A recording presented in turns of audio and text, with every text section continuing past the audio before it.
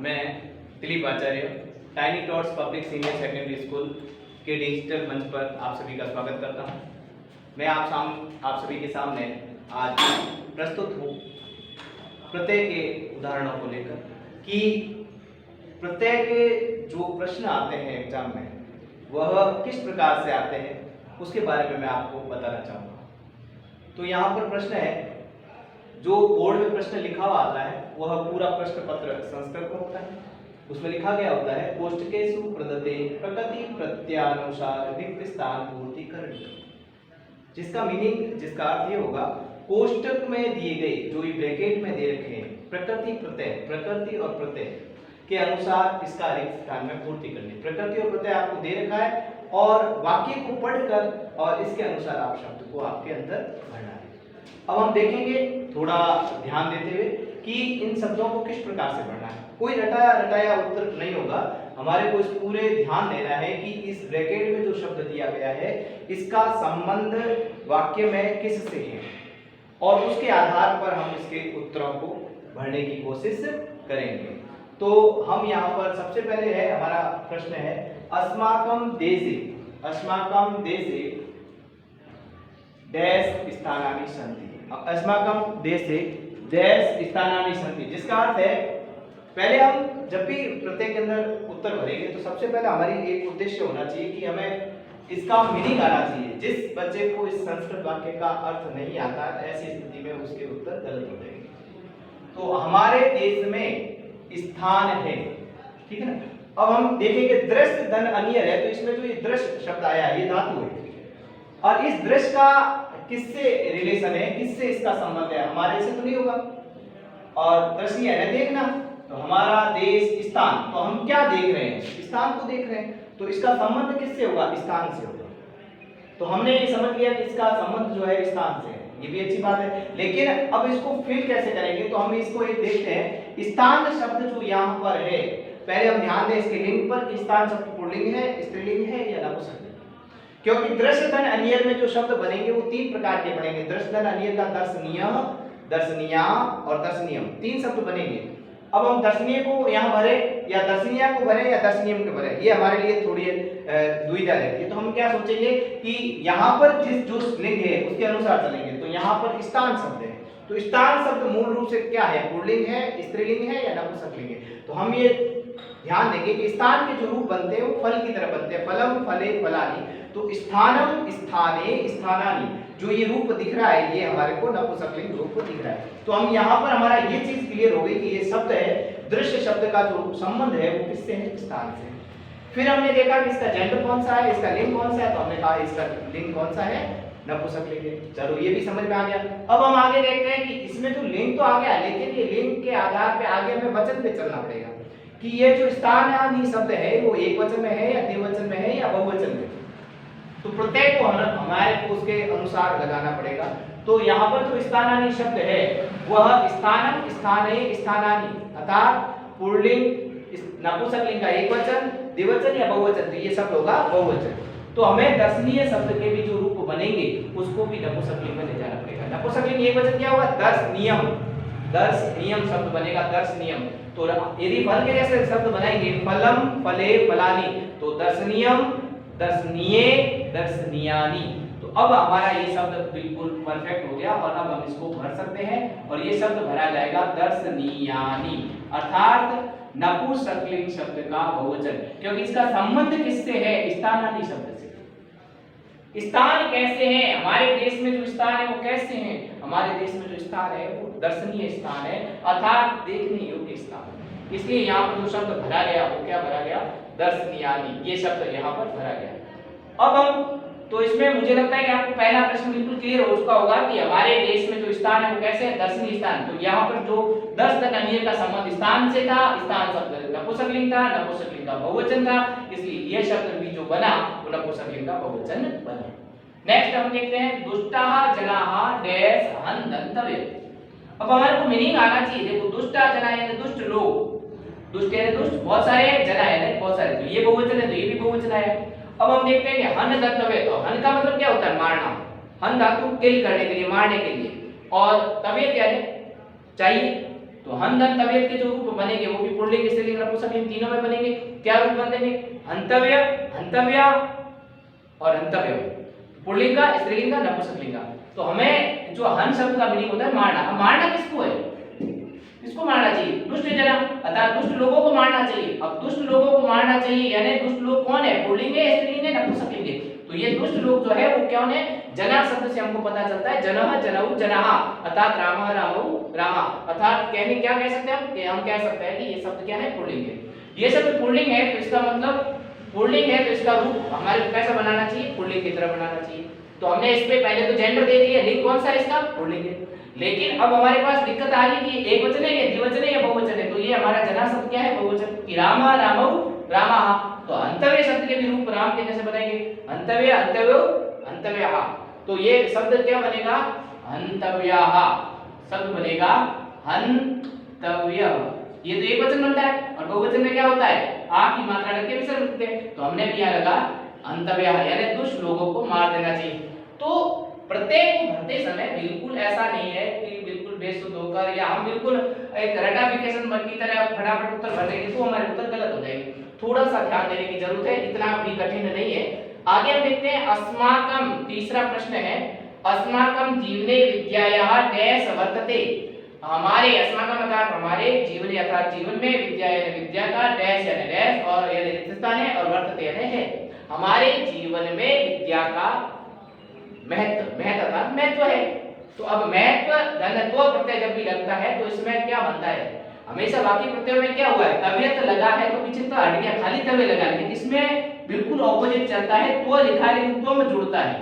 तो यहाँ पे रूप नहीं चलते, ये हम देख सकते हैं। तो और तल प्रत्यय दो ऐसे हैं जिसमें पुल्लिंग स्त्रीलिंग नपुंसकलिंग के किसी प्रकार के रूप नहीं चलते। तो यहाँ हमें एक्स्ट्रा दिमाग लगाने की आवश्यकता नहीं है, हमें सीधा शब्द यहाँ पर भरना है और वो शब्द भरा जाएगा महत्व।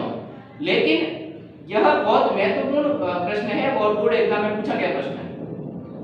इसमें एक बात का ध्यान रखना, हमारे पास त दो होने चाहिए कि महत्व में जो शब्द है, महत्व में ये त आता है और ये त आता है, तो दो आधे त मिलकर यहाँ पर दो आधे त ही रहेंगे। ऐसा भी नहीं, कुछ बच्चे क्या करते हैं आधे त सर दो आधे त हो गए, पूरा त हो गया। कभी भी बिना अ के कोई भी अक्षर पूरा नहीं होता है, इसलिए दोनों त आधे तो आधे ही रहेंगे। इसको दिखने का एक दूसरा तरीका जो है वो है इस प्रकार से हो सकता है कि महत् धनत्व, हम एक क्या कर सकते हैं, एक आधा त बना के उसके ऊपर एक छोटी सी लकीर बना सकते हैं जो ये दिखाती है कि एक आधा त और है। तो ये लिखने का एक दूसरा जो तरीका है वह हो सकता है, लेकिन हमें महत्वपूर्ण वर्ड लिखने की थोड़ी जो आदत है, क्योंकि हिंदी में लिखते समय कई बच्चों की आदत है कि वो एक आधा त लगाते हैं और इसी के कारण ये प्रश्न बार बार पूछा जाता है और फिर भी पूछे जाने पर फिर गलत होने के इसमें चांसेस रहते हैं। अब हम अगले प्रश्न पे आते हैं, चौथा, अस्या डैश दीपिका अस्ति। अस्या ने इसकी, अस्या ने इसकी, डैश यानी डैश और दीपिका अस्ति, दीपिका है, दीपिका क्या है? तो अस्या डैश दीपिका अस्ति, तो हम कह सकते हैं अनुज। अनुज शब्द का मतलब है अनु धन जर, अनु यानी पीछे, जय है जन्म लेने वाला, पीछे जन्म लेने वाला। तो अनुज धन का आपका क्या होगा? तो यहाँ पर दीपिका क्या है? ये शब्द का संबंध किससे है? इस शब्द का जो संबंध है वह यहाँ पर पूरे सेंटेंस में हम इस संबंध को ढूंढेंगे, इसका जो रिलेशन है वो किससे है? तो अनुज शब्द का जो संबंध है वह दीपिका से है। तो दीपिका क्या है? अनुज, अर्थात अनुज धनता। तो शब्द क्या बनेगा? शब्द बनेगा अनुजा, यहाँ पर शब्द बनेगा अनुजा, अर्थात जा का अर्थ जन्म लेने वाली, क्योंकि ये लड़की है। तो यहाँ पर ये कौन सा टा प्रत्यय क्या करता है? पुल्लिंग से स्त्रीलिंग बनाने का कार्य करता है। तो अनुज यानी पीछे जन्म लेने वाला और अनुधन टा क्या बनेगा? अनुजा, अर्थात पीछे जन्म लेने वाली। अब हम कहते हैं मुनि पुनरपि विशति, मुनि ने पुनरपि वापस, पुनः विशति यानी विस्तार पूर्वक, और क्रीधन सत्री प्रत्यय, क्रीधन सत्री प्रत्यय। अब क्रीधन सत्री प्रत्यय के अंदर को रूप आने चाहिए कुर्वन, कुर्वंती, कुर्वत, जो ये रूप बनते हैं अन अंति अंत आते हैं पीछे, अन अंति अत, ये तीन शब्द पीछे आते हैं। ये सत्री प्रत्यय है जो कि त्वदित का प्रत्यय है, लेकिन त्वदित में सॉरी ये प्रत्यय जो है वह हमारे कर्तृ प्रत्यय है। कर्तृ प्रत्यय का ये है क्रीधन सत्री, और हम ये कह सकते हैं मुनि ने पुनः विस्तार क्रिया ने करते हुए कहा। तो हम ये सकते हैं भाई करते हुए कौन करता है? यहाँ पे क्रिया ने करने, और करने का काम कौन कर रहा है? काम कौन कर रहा है? मुनि कर रहा है। तो मुनि कौन है? मुनि पुल्लिंग है, स्त्रीलिंग है, नपुंसकलिंग है? तो तो मुनि शब्द जो है वह पुल्लिंग है।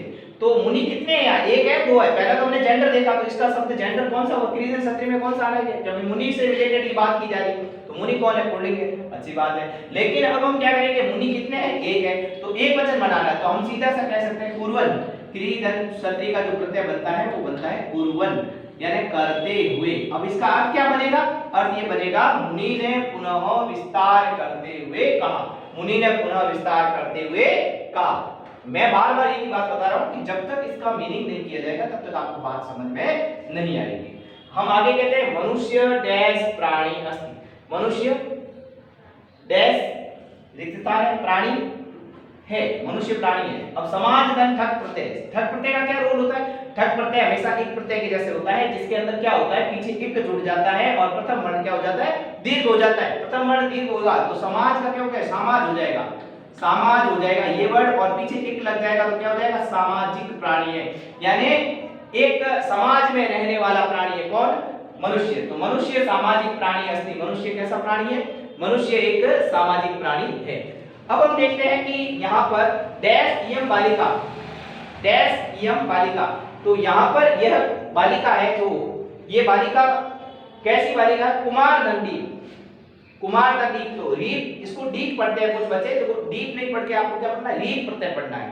तो रीप प्रत्यय में क्या होगा कि जो ई की मात्रा है, जो बड़ी ई की मात्रा हमेशा ऐड होती है। तो यहाँ पर कुमार का दीप के अंदर इयम बालिका के अंदर यहाँ पर क्या शब्द हो जाएगा, कुमारी हो जाएगा, अर्थात इस प्रत्यय के अंदर भी आपके किसी प्रकार के रूप नहीं चलते, क्योंकि स्त्री प्रत्यय का तो काम यही है कि पुल्लिंग को स्त्रीलिंग बनाने का काम। तो यह बालिका जो क्या है, कुमारी है, कुमारी, बालिकाओं के पीछे कुमारी लगाया जाता है और बालिकाओं के पीछे कुमार शब्द लगाया जाता है। उसके पश्चात जो अगली बात कही जा रही है, नगरे, क्वेश्चन नंबर 8 में नगरे डैश वसति, नगरे डैश वसति, तो नगर में रहती है, कौन रहती है, जन धन तल। तल प्रत्यय क्या कार्य करता है, तल प्रत्यय के कारण हमेशा अंत में ता वर्ण जुड़ता है।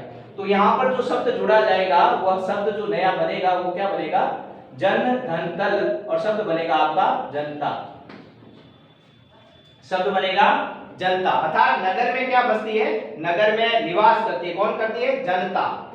तो यहाँ पर इस प्रकार से इस शब्द के अंदर किसी प्रकार के रूप नहीं चलते हैं, जिससे हम सीधा इसका शब्द बना सकते हैं, जनता शब्द बनेगा। नेक्स्ट हम देखते हैं अगला प्रश्न, डैश वृक्षा सदैव नमन्ति, डैश वृक्षा सदैव नमन्ति, तो यहाँ पर जो प्रत्यय आया है वो इन प्रत्यय आया है, फल धन इन, तो फल धन इन, इसमें जो चार शब्द बनते हैं हमने निर्मित शब्द के साथ पुल्लिंग स्त्रीलिंग और नपुंसकलिंग शब्द, तो चार शब्दों का निर्माण होता है। लेकिन हम यहाँ पर देख रहे हैं वृक्षा सदैव नमन्ति, वृक्ष, वृक्ष सदैव यानी सदैव हमेशा, नमन्ति यानी झुकते हैं। वैसे नमन्ति पुरुषों के लिए आएगा तो यहाँ पर पुल्लिंग के अंदर आएगा तो नमस्कार करते हैं, लेकिन यहाँ वृक्षों के लिए आ रहा है तो क्या आएगा, नमन्ति का अर्थ झुकने के लिए आएगा। तो यानी वृक्ष हमेशा झुकते हैं, कौन से वृक्ष झुकते हैं, यानी इन प्रत्यय का अर्थ किसके लिए, वाला अर्थ में आता है, तो फल वाले वृक्ष। तो यहाँ पर एक फल वाला नहीं है, बहुत सारे हैं, तो इसमें जो शब्द आएगा वो क्या बनेगा, फलीन, फलीन वृक्ष, अर्थात फल वाले वृक्ष हमेशा झुकते हैं, फल वाले वृक्ष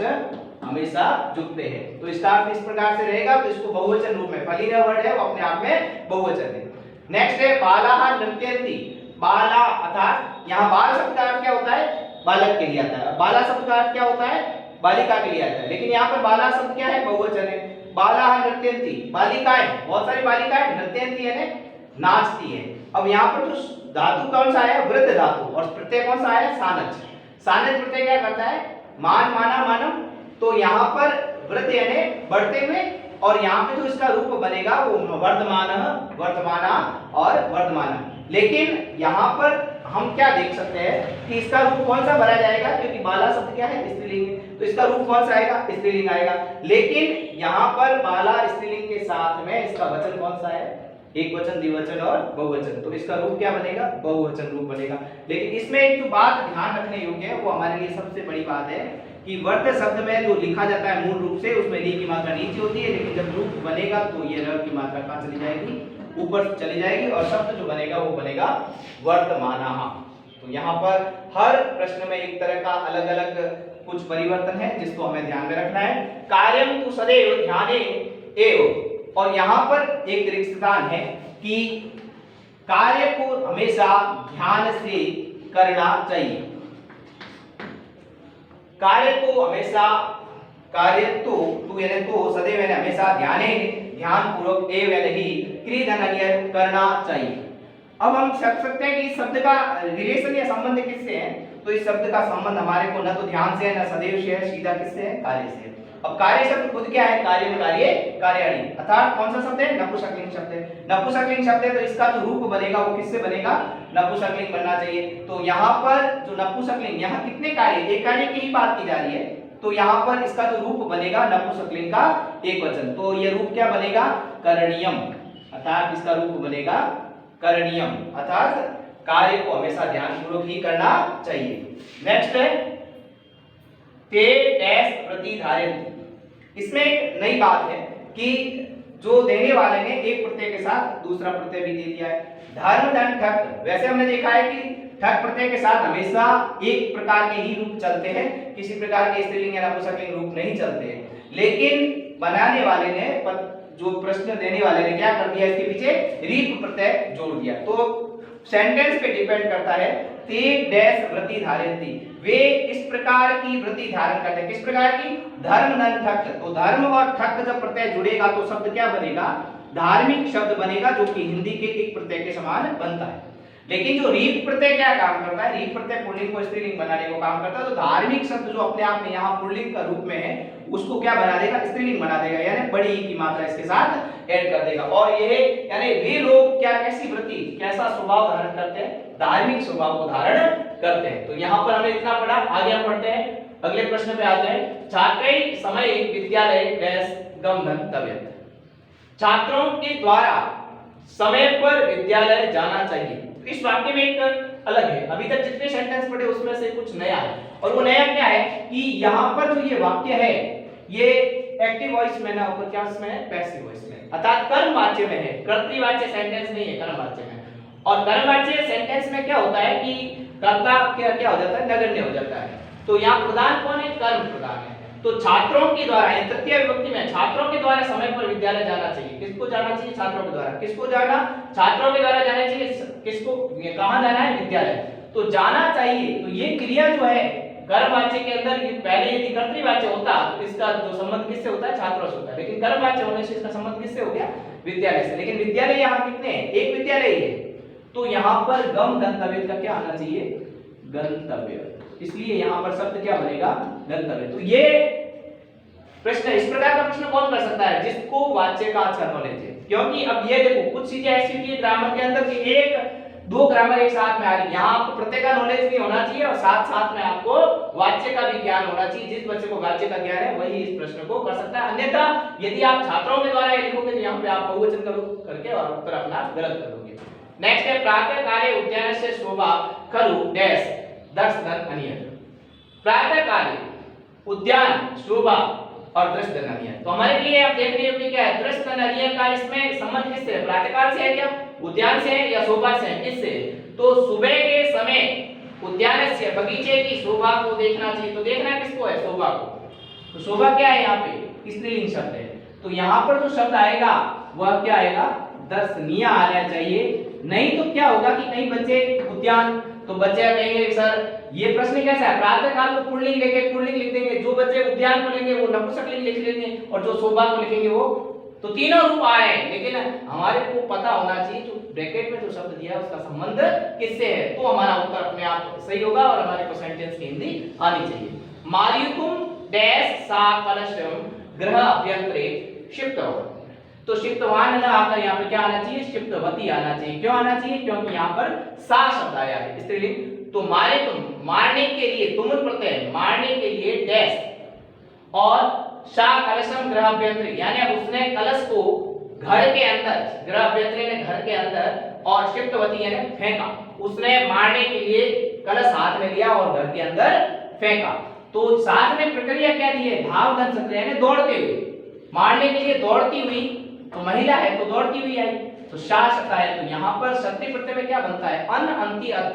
तो धावन धावंती धावत, तो यहाँ पर स्त्रीलिंग है इसलिए पर यहाँ पर धावन न आकर के आना चाहिए धावंती ये शब्द आएगा, जो कि क्षत्रिय प्रत्यय के कारण आएगा। नेक्स्ट है डैश सर्वत्र पूज्यन्ते। तो यहाँ पर सभी जगह पूजे जाते हैं। कौन? गुण धन मतु प्रत्यय। तो यहां पर गुणवान लोग जो है वो सभी जगह पूजे जाते हैं, गुणवान लोग पूजे जाते हैं। कौन पूजे जाते हैं? तो यहां पर गुण धन मतु शब्द आया है, तो यहां शब्द क्या बन गए? गुणवान। लेकिन यहां पर पूज्यंत आया है अर्थात बहुवचन, तो यहां पर गुणवंत हो जाएगा इसका। यदि आता पूज्यते तो शब्द क्या रहेगा? तो गुणवान रहता। अब हम आगे देखते हैं, डैश गुण धनीन अर्थात जना, दो रिक्त स्थान साथ में पूछे गए। तो अलग अलग तरह के वेरिएशन दे रखे हैं, कई बार दो रिक्त स्थान देखकर हम भ्रमित हो जाते हैं, भ्रमित होने की आवश्यकता नहीं है। गुण धन इन जना, अब ये लोग कैसे हैं? गुण गुण गुण वाले लोग हैं, इन यानी वाला अर्थ में, तो शब्द क्या हो जाएगा? गुणीना। गुण वाले लोग, तेसा उनकी, क्या देखकर? मूर्ख धन तल, तल से क्या जुड़ेगा? ता जुड़ेगा, तो शब्द क्या बनेगा? मूर्खता। गुण वाले लोग उसकी क्या देखते हैं? मूर्खता को देखकर ऊपर हंसते हैं। तो अभी हमने आज पढ़ा कि प्रत्यय को कैसे फिल किया जाता है। बोर्ड एग्जाम में दो तरह के प्रश्न आते हैं, जिसमें दो प्रश्न के अंदर इस प्रकार से होता है कि पीछे प्रत्यय का टुकड़ा में रूप दिया हुआ है, इसको जोड़ के और सेंटेंस के अनुसार पढ़ना, और यही सबसे ज्यादा कठिन होता है। दूसरे में ये बना हुआ रूप देना और इसको तोड़ना, ये आपके लिए बहुत इजी रहता है, आराम से हम तोड़ सकते हैं। लेकिन टूटे हुए रूप को सेंटेंस के अनुसार जोड़ना हमारे लिए बहुत दिक्कतपूर्ण रहता है। तो थोड़ा सा इसमें हमें ध्यान रखना है, शब्द रूप का अच्छा सा ज्ञान होना चाहिए, राम शब्द, लता शब्द, फल शब्द और भी अन्य शब्द रूप का अच्छे से ज्ञान होना चाहिए, और उन्हें के अनुसार हमें रिक्त स्थान के जो संबंध किससे है उसको देखते हुए पहले लिंग का ज्ञान रखें, उसके बाद में वचन का ज्ञान रखें, और फिर उसके सही रूप को भरें, और इसी बात का हम ध्यान रखेंगे। तो आज हमारा प्रत्येक टॉपिक यहीं पर समाप्त होता है, और आपको हमारा वीडियो पसंद आया तो इसे लाइक करें, शेयर करें और सब्सक्राइब करें। धन्यवाद।